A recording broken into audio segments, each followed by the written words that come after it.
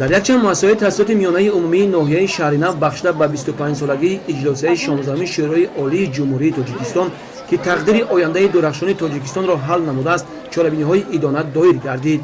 намоядагони мақомоти иҷроии ҳокимияти давлатии ноҳияи шаҳри Нав зимни табрикоти хеш ба мардум қайд намуданд ки мо тоҷикон ки таърихан миллати фарҳангсозу сулҳпарвар ҳастем, зиндагии осоишта, тарзи ҳаёти озоду ором ва меҳнати созандаю бунёдкорона мақсаду мароми ҳамешагии худ ҳисобида ба сӯи ҷомеаи демократӣ, ҳуқуқбунёд ва дунявӣ пеш меравем. дар ҳамаи чорабиниҳои фарҳангиву фароғатӣ ки аз ҷониби хонандагони муассисаҳои таҳсилоти миёнаи умумии ноҳияи шаҳри Нав пешкаши ҳозирин гардонда шуд, пур аз саҳнаҳои тамошобоб, шеъру тарона, рақсҳои ҷолиб ва суруду мусиқии дилнавоз иборат буд.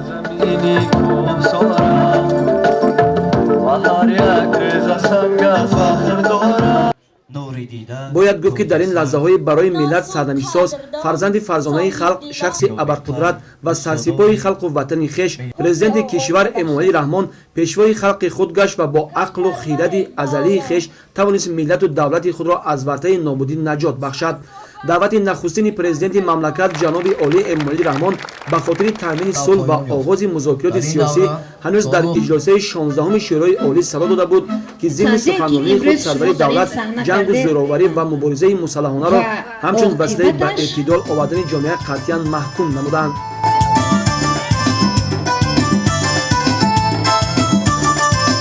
дар ҳақиқат фарҳанги сулҳи тоҷикон ва сулҳу суботи имрӯзаи Тоҷикистон ифодагари орзуву ормон ва нияту мақсадҳои наҷиби мардуми шарифи кишварамон буда, он чун дастоварди истиқлолияти мо дар арсаи ҷаҳонӣ шӯҳрат ёфтааст. таҷрибаи сулҳофарии тоҷиконро тамоми созмонҳои байналмилалӣ ҳамчун падидаи нодири ҳаёт эътироф карда, дар кишварҳои гирифтори муқовимати шаҳрвандӣ дар ҷаҳон мавриди омӯзишу истифода қарор медиҳанд.